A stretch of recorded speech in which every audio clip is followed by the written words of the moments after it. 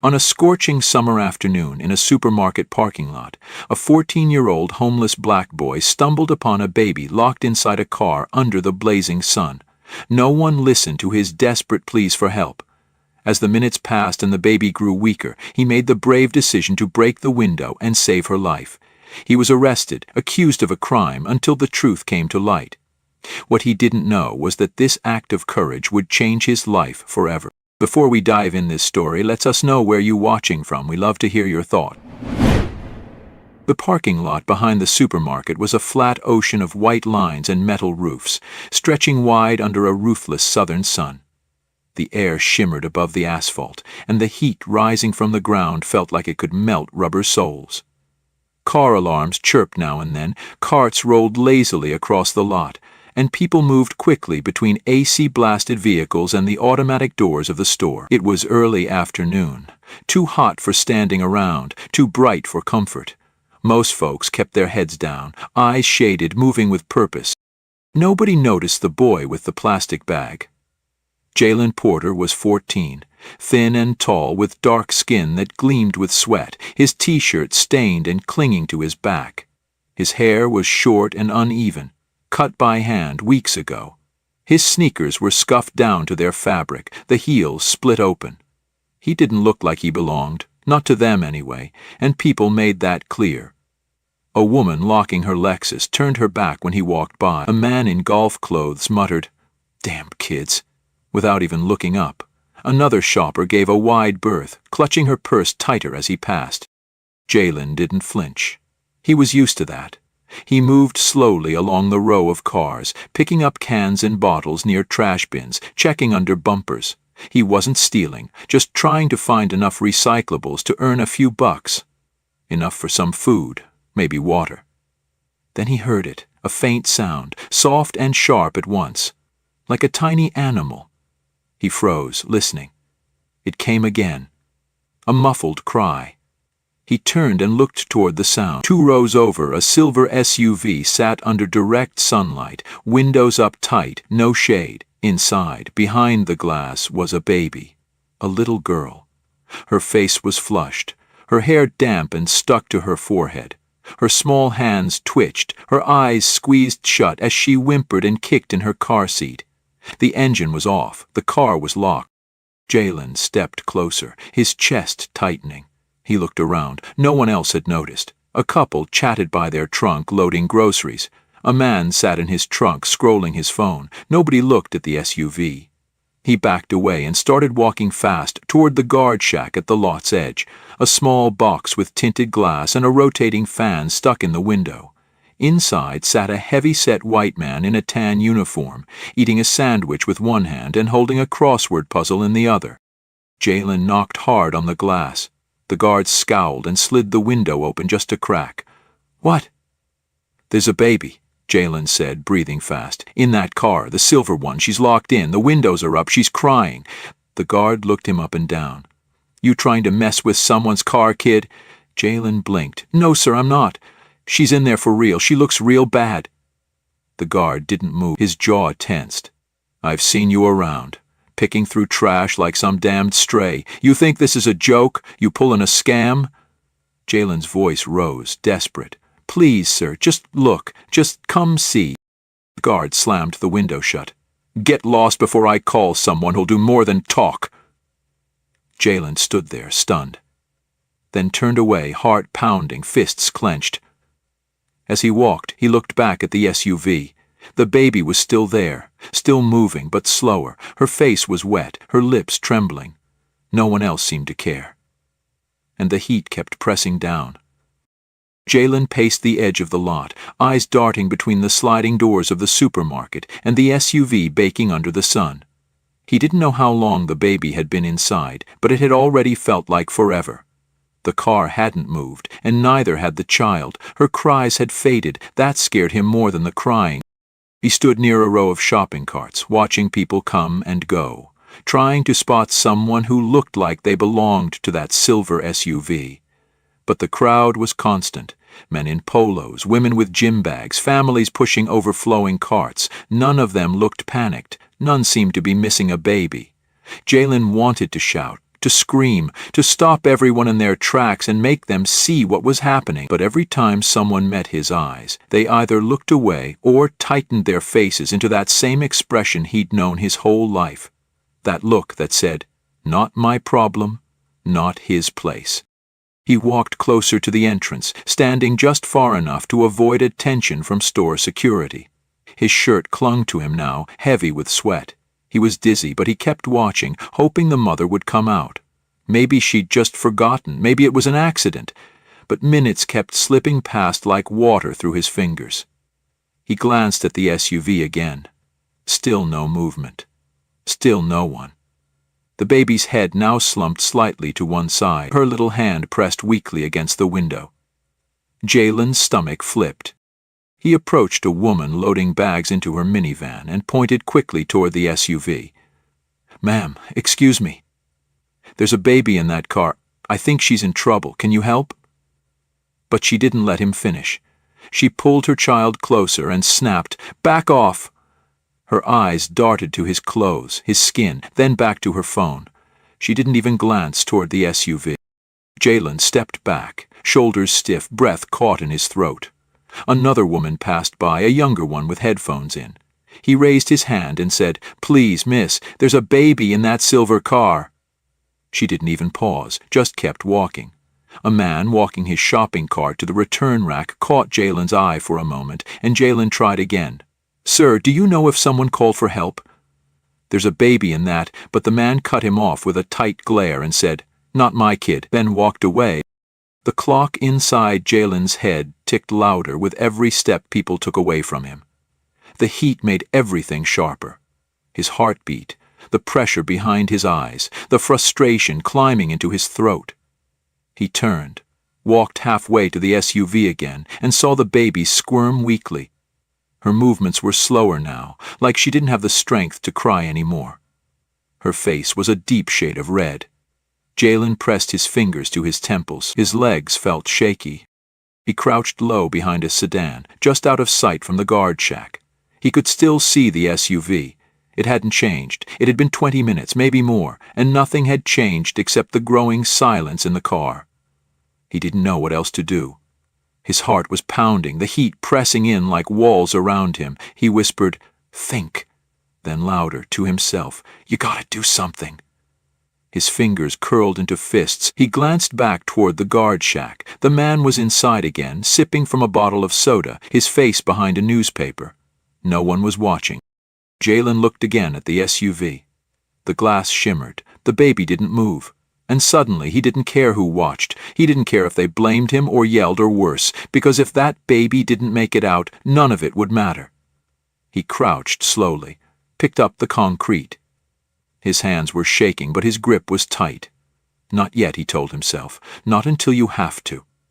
Then he waited, waiting for one last minute, one last chance for someone, anyone, to do what they were supposed to, but no one did, and the sun kept burning. Jalen stood still, the chunk of concrete in his hand growing heavier by the second. The sun beat down on the top of his head, sweat pouring down the side of his face, soaking the collar of his shirt. He wasn't shaking from fear anymore. His hands were steady, his jaw locked tight. The SUV shimmered in the heat like it was underwater, but what he saw inside was crystal clear. The baby's chest moved in shallow breaths, her lips dry, her arms limp at her head rolled slightly to the left, against the strap of the car seat. He whispered, barely audible, "I'm sorry, little one," and took 2 steps forward. Then one more. He lifted the concrete. The first strike bounced off the window. It cracked, but didn't break. The noise rang out through the lot like a gunshot. Jalen took another breath, lifted the concrete again, and this time threw his whole weight behind it. The glass shattered inward with a harsh burst, pieces scattering across the dashboard and car seat. The heat rushed out like an oven door opening. Jalen didn't wait. He reached through the window. The smell hit him first. Sweat, plastic, and something sweet turned sour. He pulled the door open and leaned in. The baby was burning to the touch. Her onesie was soaked, her cheeks flushed nearly purple, her eyes fluttered as if she wanted to cry, but didn't have the strength. Jalen unbuckled the straps with fumbling fingers and slid one arm behind her neck, the other under her legs. She was so light. He stepped back quickly, cradling her against his chest, whispering again, "It's okay. I got you now. You're okay." His shirt soaked up the sweat from her skin. He didn't even hear the footsteps at first. Then a shout, sharp, angry, cutting through the thick air. "Hey, what the hell do you think you're doing?" Jalen turned to see the guard storming toward him, one hand on his belt, the other pointing directly at him. The man's face was red, not from heat but from fury. "Drop that baby right now. Get on the ground." Jalen stood frozen. "She was dying," he said, voice cracking. "She needed help." The guard was already reaching for his radio. "We got a break-in? Black male, late teens, stolen infant from a vehicle. Repeat, he's holding a baby." "I didn't steal her," Jalen shouted, louder now, but no one was listening. People had gathered, drawn by the sound of breaking glass. A small crowd formed, phones already pointed in his direction. Some murmured, others stepped back. One woman said, "Oh my God, is he kidnapping her?" Jalen held the baby tighter, rocking gently, trying to shield her face from the heat. His heart pounded so hard he couldn't hear the rest. He saw flashing lights before he heard the sirens. A patrol car came around the corner of the lot, fast, tires screeching to a stop near the entrance. Two officers jumped out, hands on their weapons, moving quickly toward him. "Put the baby down, now!" one shouted. Jalen's knees nearly buckled. "She was in the car. The windows were closed. I was trying to help, please." "Get on your knees, now!" He looked down at the baby, then slowly lowered himself, keeping her safe in his arms. "Please don't hurt me," he said. "She needed air, that's all." The second officer moved in quickly, grabbing the baby from Jalen's arms as the first yanked his wrists behind his back and locked them in cuffs. Jalen didn't resist. He didn't cry. He just turned his head, trying to see her one more time. Then a scream cut through the air. From the front of the store, a woman came running, shopping bags falling from her hands. "My baby! Oh my God! Where is she? What happened?" She was in her mid-30s, hair slicked back, expensive purse swinging off her shoulder. She shoved past onlookers, reaching for the officer holding her child. "That's my daughter. What did he do to her?" The officer stepped between her and the baby. "Ma'am, stay calm. We're figuring this out." The mother's eyes landed on Jalen, now kneeling on the ground, wrists cuffed, his face streaked with sweat. "You!" she shrieked. "You took her! What the hell did you do to my baby?" Jalen opened his mouth to answer, but the words didn't come out. The woman lunged forward, pointing. "He broke into my car. You all saw that, right? I was just gone a few minutes, and now my baby's got glass on her." "She wasn't breathing right," Jalen said softly. "She was dying." "You don't get to talk," the woman screamed. "Who even are you? Where the hell were the guards?" The guard stepped beside her, eager to explain. "I tried to stop him. He was already causing trouble earlier, harassing people, hanging around. I told him to leave. Should have known." The baby let out a soft, strangled cry. The officer holding her looked concerned. "We need medical now. She's not stable." An ambulance had already pulled in. Paramedics came rushing, taking the baby gently and laying her on a stretcher with practiced hands. Jalen watched them move, heard words like dehydrated, severe exposure, and heart rate low. His body ached from the heat, but it was nothing compared to the twisting pain in his chest as he watched the mother following the stretcher, still throwing angry glances back at him. The police hadn't let go of him. One of them asked for his name. He gave it. Another asked where he lived. He didn't answer. They already knew. The last thing Jalen saw before being led toward the cruiser was the baby being wheeled toward the ambulance, a small oxygen mask on her face. One paramedic leaned toward the mother and spoke low, but Jalen still caught it. If this had been 5 minutes later, she might not have made it. No one said a word to him. Not thank you, not sorry, just cold metal around his wrists and silence. The inside of the precinct was cold in a way that had nothing to do with the air conditioning. Jalen sat on the wooden bench near the wall, arms folded tightly over his stomach, dried blood crusted around a small cut on his palm. The handcuffs were finally off, but his wrists still bore the red outlines, and he didn't dare move or speak unless someone told him to. The officer who brought him in hadn't said much since they arrived. No charges were explained. No one had asked for his version of the story. Just fingerprints, a photo, and then silence. He didn't even know if they had called anyone, or if they thought there was anyone to call. The waiting area was dim, the buzzing light above flickering slightly. A vending machine hummed in the corner. A clock ticked too loudly. Jalen could feel his heartbeat in his throat. His legs swung slightly above the floor because the bench was too tall for him. He hated how small he looked in this place. He hated how the officers looked at him, like he was some wild animal that needed to be dealt with. No one asked him if he was hungry. No one asked if he was okay. Just a few questions at intake. What's your name? Where were you? What were you doing with that child? He'd answered the first one. The other two, they hadn't wanted the real answers. Time dragged. He didn't know how long he had been there. He tried to keep count in his head, like he'd done with the minutes outside the car, but the cold made it harder to think. What mattered now was the baby. He closed his eyes and tried to remember if she had moved before the ambulance left. Her fingers had been curled against his shirt, her breath faint against his chest. That image stayed with him. He whispered into the silence, "Please, let her be okay." Across town, in a sterile hospital room, the doctors had just finished their assessment. The baby girl had been rushed in with a dangerously high core temperature. Her body was red from heat exposure, her skin dehydrated, lips cracked, and heartbeat unstable. But once the oxygen flowed and IV fluid started to drip into her tiny veins, her body began to stabilize. The lead physician, a woman in her 40s with silver glasses and calm hands, looked the mother straight in the eye and said, "You're lucky someone got her out when they did. If it had been 10 minutes later, we might be having a different conversation." The mother stood motionless, the words barely sinking in. Her husband gripped the back of a chair tightly, knuckles white. The room was filled with quiet beeps from machines and the soft breathing of their child, now asleep under a light blanket. The mother sat down slowly and placed a hand over her mouth. The realization hit her not like a slap, but like a slow wave of shame. She remembered exactly what she had been doing, standing in line, comparing coupons, scrolling her phone while waiting for a price check. She had forgotten her baby entirely. Not for seconds, for over 30 minutes. That sentence broke whatever wall was holding her together. The woman's shoulders began to shake, and tears spilled over her cheeks as she pressed her hand harder to her face. "I forgot my baby," she whispered. "I was shopping, and I forgot her." Her husband gently pulled her up, and after confirming their daughter would remain under observation, they left the hospital immediately. No waiting, no press, just two parents now aware that the worst thing imaginable had almost happened, and that they had accused the only person who had done anything right.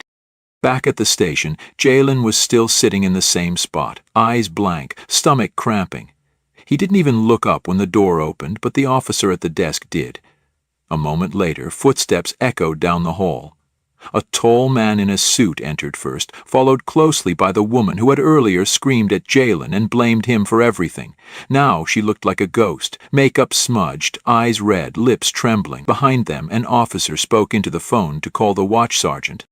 Jalen finally looked up when the woman stepped closer. She was holding something, his shirt, the one that had been cut at the shoulder by glass. She didn't know why she had brought it, just that she couldn't show up empty-handed. The sergeant stepped into the room, surprised to see them. "Is everything all right?" The man nodded. "We're here to talk to the boy." The sergeant looked hesitant. "He's not under arrest," he said quietly. "We're still sorting the report. There's some conflicting statements, but it's clear now he wasn't trying to harm anyone." The mother moved forward. Her voice broke as she looked at Jalen. "I'm sorry," she said, almost a whisper. Then louder, "I didn't know. I didn't think. I left my daughter. I was shopping and I forgot. You didn't hurt her. You saved her." She swallowed hard, tears welling again. "I thought you were trying to take her, but you were the only one who tried to help. I screamed at you. I'm so sorry." Jalen's eyes didn't blink for a long second. Then he looked directly at her and said in a voice rough from dryness and exhaustion, "Is the baby okay?" The mother nodded quickly, tears spilling again. She's stable. They said she's going to be okay because of you. He let out a long breath, almost a sigh, almost a sob, but nothing followed. Just silence. The man stepped forward now. Jalen, right? We didn't get the chance to ask earlier, but do you have someone we can call for you? Parents? Guardian? Jalen shook his head once. The man exchanged a glance with the sergeant, then looked back at the boy. We owe you more than an apology, and we intend to make this right. We're not leaving until we talk about how. Jalen said nothing. He was too tired to process anything that sounded like a promise. All he could hold on to was that the baby had lived, and even though his arm still burned from the cuffs and his chest still carried the weight of that glass breaking, at least now, someone had listened. A week had passed, and the sun no longer felt like punishment. It was still hot. It was always hot in this part of the city, but the heat now touched Jalen differently. He sat on the edge of a clean twin bed in a small but bright room with cream-colored walls and an old wooden desk pushed against the corner. There was a window that actually opened and a lamp that clicked on without needing to be shaken. He had never had a room to himself before, not one with a key. Not one where he didn't have to look over his shoulder or tuck his shoes under his head to make sure they were still there in the morning. Now, his shoes sat neatly by the door, his backpack leaned against the chair, and on the desk, folded carefully, was a letter with an official header. The first page of a full scholarship agreement. They had come back for him just like they said they would. After that night at the precinct, the mother and her husband returned 3 more times. First to bring the scholarship paperwork, then to offer temporary housing through one of the husband's foundation partners, and finally to ask him if he'd let them help him stay in school, with tutors and meals and a counselor. Jalen had nodded, unsure what else to say, and each time they looked at him not with pity, but with something deeper, recognition, like they saw him for the first time, not as the boy who broke glass, but as the boy who saw through it. Now he was clean, rested, and no longer invisible, and yet none of it felt as heavy as the memory of that child's hand pressed against his shirt. That moment stayed with him, like a quiet ache in his chest that wouldn't go away, and he didn't want it to. He stood up and walked to the window, looking out at the street below. There were trees here, trimmed and green. A boy played ball with his younger brother on the sidewalk. Jalen smiled faintly, then turned as he heard a knock. The door opened slowly, and the woman stepped in. Her voice was softer now, but her eyes still carried that rawness of a mother who had faced her worst fear and had to live with what she'd nearly lost. She held something in her hand. An envelope. Jalen, she said, we're setting up a trust in your name. It's not just the scholarship. My husband wants you to have choices, real choices. This is the beginning. Jalen looked at her, then at the envelope. He didn't reach for it. She stepped closer and placed it on the desk beside him. You don't have to say anything today, just know. We're not helping you out of guilt. We're helping because you did something no one else did. You acted when we didn't, and my daughter is alive because of that. Jalen finally spoke. I didn't think. I just saw her, and no one else would help. They looked at me like I was trouble, like I didn't belong there. The woman's throat tightened. You belonged there more than anyone. You were the only one who saw her. He nodded slowly. Thank you, he said, and meant it.